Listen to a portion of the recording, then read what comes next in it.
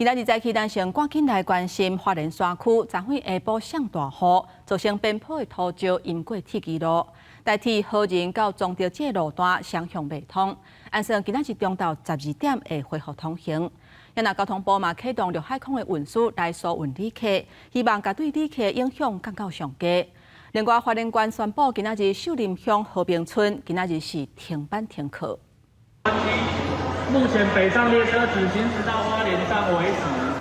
代替台东站员工提麦克一直宣导，昨下晡4点了后受大雨影响，代替北回线正西线部分路段被冲来的土石淹去，电车线也受损，造成因河到中潮之间列车双向停驶。因为后西线过段无法度抢冲，台东往台北火车临时改变至西甲花莲，车站大厅拢是人，卫生体原本要坐暗时火车等台北工作，只好听车站建议改变路线。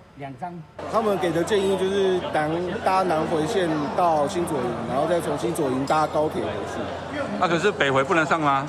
北回现在只到花莲。希望将旅客社会冲击降到上低，交通部启动陆海空联防。除了今日日常航空加开台北往返花莲国际班，公路局甲代替已经第一时间调派10部游览车，疏运花莲和平之间的旅客。高铁也加开7枚班次，未让花东加入孤岛。台铁也加开一列新自强号，可以到高雄新左营站转乘高铁，同时这一部列车也会延驶到七堵站。